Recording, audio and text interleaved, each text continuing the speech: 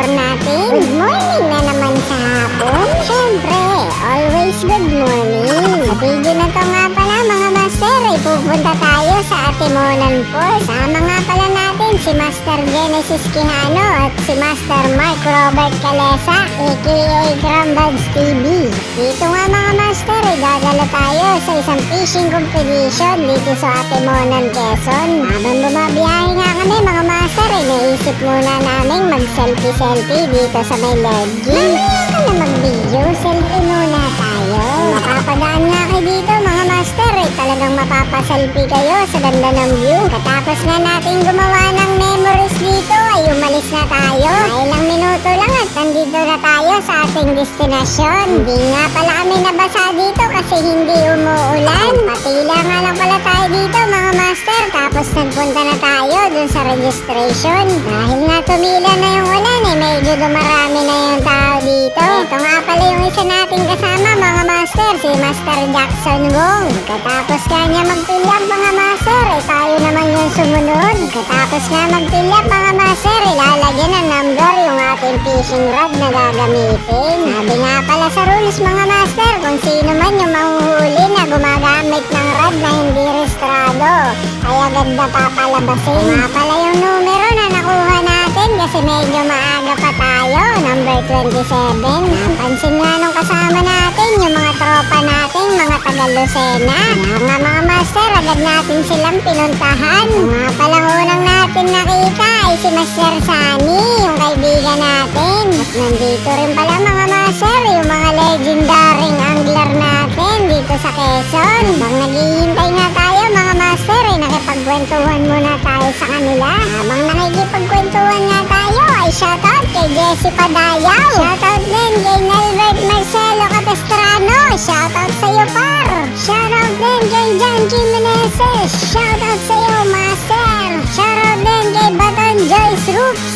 Shoutout sa iyo master. Shoutout din kay Master Lemsky Menes. Shoutout sa iyo master. Baka naman. Shoutout din kay Boys Cruz Baguio. Shoutout sa iyo. At shoutout din kay Marlon Cordero.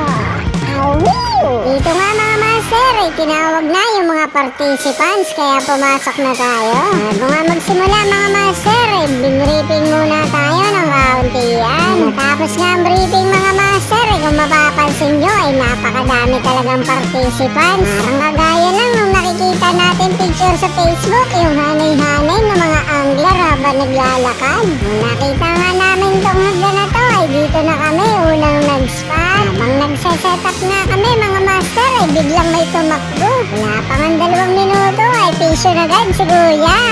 Mga master, ay napaset-up tayo ng mabilis at nagpain na agad tayo. Nga pala mga master, yung baon natin pain dito ay mga buhay na hipon. So nga lang mga master, habang bumabiyahe tayo ay nahulog pala sa yelo yung ating hipon, kaya namatay lahat. Dahil nga sa patay yung ating hipon, ay ginabi na lang tayo na wala sumisibad. Kaya nga mga master, kaysa mainit tayo ay nag-uli-uli na lang tayo dito sa mga kasama nating angler. Habang nakikipagkwentuhan nga tayo sa mga angler natin, may sumigaw ng pisyon, kaya lumapit agad kami.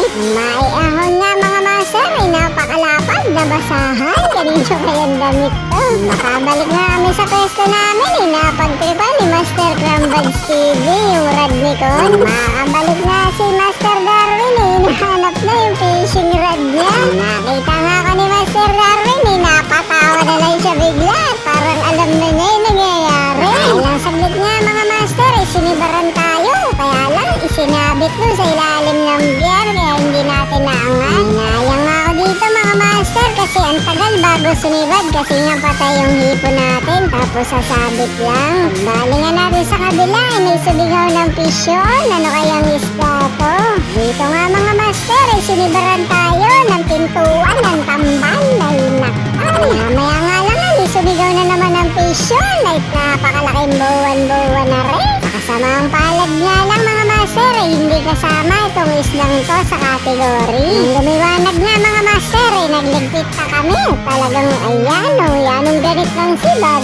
Kahit na ganun mga master, isa to sa pinakamasayang araw na nangyari sa fishing light ko. Tapos nga kami maglikpit mga master, lumabas na kami ng pier kasi pinapalabas na lahat ng participants. Dito nga mga master, kinuha na lang natin yung certificate of participants. Napaka-importante talaga niyan mga master, lalo na sa ganitong night fishing. Ano naman mga master, ebidensya to, katunayan na ikaw ay nag-fishing talaga, hindi ka ng babae. Ngayong gabi mga master, hindi maiwasang mag-isip yung mga nagbabantay sa bahay. Maraming salamat nga pala sa mga tropa natin dito sa Atimonan, Quezon. Pangako namin sa inyo, babawi kami next year. Kung nakaabot ka nga pala sa video na to, ay mag-comment ka naman dito.